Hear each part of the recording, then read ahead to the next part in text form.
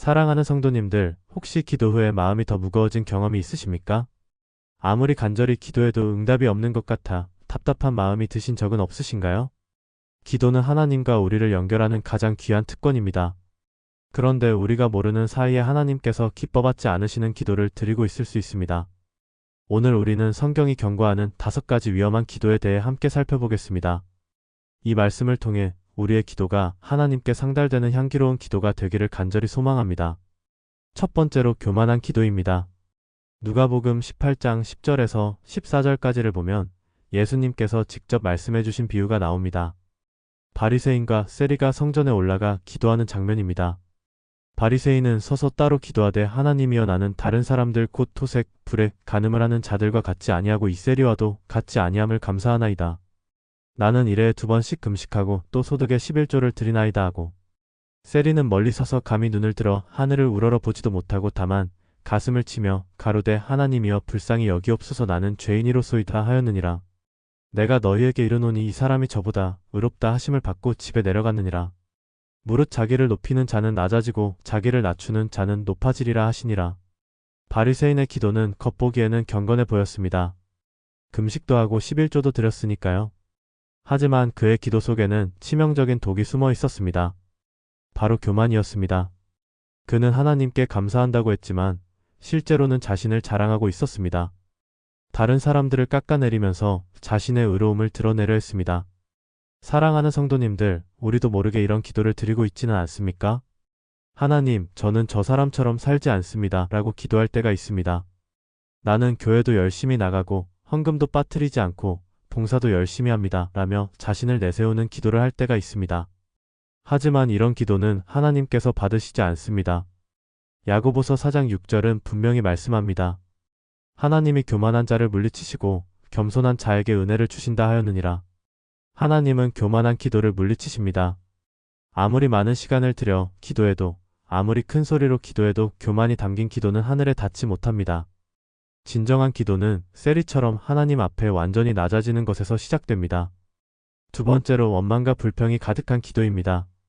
우리가 어려운 상황에 처하면 하나님께 솔직한 마음을 털어놓는 것은 당연합니다.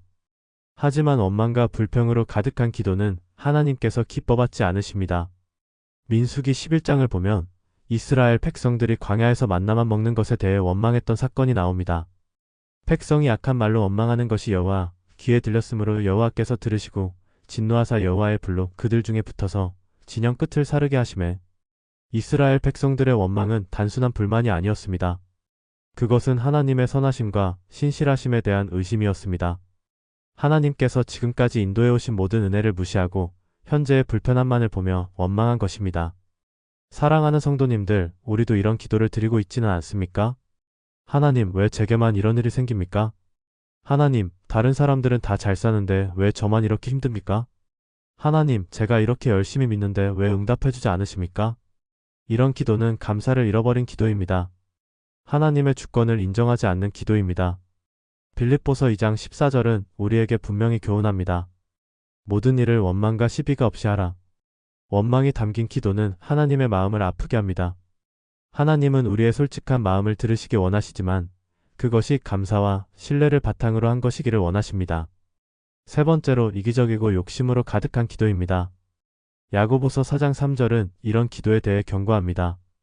구하여도 받지 못함은 정욕으로 쓰려고 잘못 구하기 때문이라. 하나님께서는 우리의 필요를 공급하시기를 원하십니다. 하지만 우리의 욕심을 채워주시는 분은 아닙니다. 예수님께서도 제자들에게 기도를 가르치실 때 주기도문을 알려주셨습니다. 마태복음 6장 9절부터 13절까지의 주기도문을 보면 하나님의 영광과 나라를 먼저 구하고 그 다음에 일용할 양식을 구하라고 하셨습니다. 하지만 우리는 종종 이 순서를 뒤바꿔서 기도합니다. 내 필요, 내 욕심, 내 계획을 먼저 내세우고 하나님의 뜻은 뒷전으로 밀어둡니다. 더 큰 집, 더 좋은 차, 더 많은 돈을 달라고 기도하면서 그것이 과연 하나님의 영광을 위한 것인지는 생각하지 않습니다. 하나님께서는 우리에게 필요한 모든 것을 아시고 공급해 주십니다. 하지만 그것이 우리에게 유익하고 하나님의 영광을 드러낼 때 주십니다. 마태복음 6장 33절의 약속을 기억하십시오. 그런즉 너희는 먼저 그의 나라와 그의 의를 구하라. 그리하면 이 모든 것을 너희에게 더하시리라. 하나님의 나라와 의를 먼저 구할 때 하나님께서는 우리에게 필요한 모든 것을 더해 주십니다. 네 번째로 믿음 없는 의심의 기도입니다. 야고보서 1장 6절과 7절은 이렇게 말씀합니다. 오직 믿음으로 구하고 조금도 의심하지 말라. 의심하는 자는 마치 바람에 밀려 요동하는 바다 물결 같으니 이런 사람은 무엇이든지 주에게서 받기를 생각하지 말라. 의심으로 가득한 기도는 하나님을 기쁘시게 하지 못합니다. 하나님께서는 우리가 그분을 신뢰하고 믿음으로 나아오기를 원하십니다. 물론 우리에게는 연약함이 있습니다. 믿음이 부족할 때도 있고 의심이 들 때도 있습니다. 마가복음 9장에서 귀신 들린 아이의 아버지가 예수님께 도움을 구할 때 예수님께서 믿는 자에게는 능히 하지 못할 일이 없다고 하시자 그 아버지는 이렇게 부르짖었습니다. 내가 믿나이다. 나의 믿음 없는 것을 도와주소서. 이것이 정직한 기도입니다.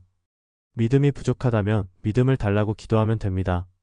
하지만 처음부터 하나님이 응답하지 않으실 거라고 단정하고 기도하거나 하나님의 능력을 의심하며 기도하는 것은 옳지 않습니다. 하나님께서는 우리의 연약한 믿음도 받아주시지만 의도적인 불신앙은 받지 않으십니다. 히브리서 11장 6절이 분명히 말씀합니다. 믿음이 없이는 하나님을 기쁘시게 하지 못하나니 하나님께 나아가는 자는 반드시 그가 계신 것과 또한 그가 자기를 찾는 자들에게 상 주시는 이심을 믿어야 할지니라. 다섯 번째로 형식적이고 습관적인 기도입니다. 이사야 29장 13절에서 하나님께서는 이런 말씀을 하셨습니다. 주께서 이르시되 이 백성이 입으로는 나를 가까이하며 입술로는 나를 공경하되 그들의 마음은 내게서 멀리 떠났고 나를 경외함이 사람의 계명으로 가르침을 받았을 뿐이라. 형식적인 기도는 마음이 없는 기도입니다. 입으로는 기도하지만 마음은 다른 곳에 있는 기도입니다. 매일 똑같은 내용으로 별 생각 없이 습관적으로 드리는 기도입니다. 예수님께서도 마태복음 6장 7절에서 이렇게 경고하셨습니다. 또 기도할 때 이방인과 같이 중언부언하지 말라. 그들은 말을 많이 하여야 들으실 줄 생각하느니라. 중언부언한다는 것은 의미 없는 말을 반복한다는 뜻입니다. 마음 없이 습관적으로 기도하는 것을 말합니다. 물론 매일 기도하는 것은 좋은 습관입니다. 하지만 그 기도 속에 진정한 마음이 담겨 있어야 합니다. 하나님과 진정한 교제를 나누려는 마음이 있어야 합니다. 형식적인 기도는 하나님께 모독이 됩니다. 하나님을 진정으로 사랑하는 마음으로 간절함과 정성을 다해 기도해야 합니다. 시편 145편 18절은 우리에게 소망을 줍니다. 여호와께서는 자기에게 간구하는 모든 자, 곧 진실하게 간구하는 모든 자에게 가까이 하시는도다. 진실한 마음으로 기도하는 자에게 하나님께서는 가까이 다가오십니다. 사랑하는 성도님들, 오늘 우리가 함께 살펴본 5가지 기도는 모두 하나님께서 기뻐받지 않으시는 기도들입니다.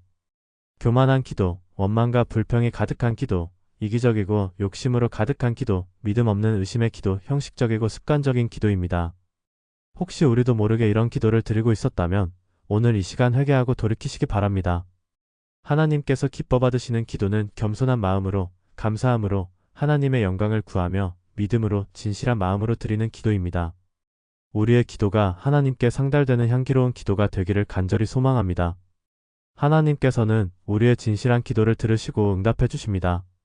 오늘부터 우리의 기도가 하나님을 기쁘시게 하는 기도가 되기를 축복합니다. 만약 이 말씀이 여러분의 마음에 울림을 주었다면 좋아요를 눌러주시고 댓글로 여러분의 마음을 나누어 주세요. 이 말씀이 필요한 다른 성도님들에게도 공유해 주시기 바랍니다. 주 예수 그리스도의 은혜와 하나님의 크신 사랑과 성령의 위로와 교통하심이 진실한 마음으로 기도하며 하나님과 교제하고자 하는 모든 믿음의 가족들에게 충만히 임하시기를 축원합니다. 아멘.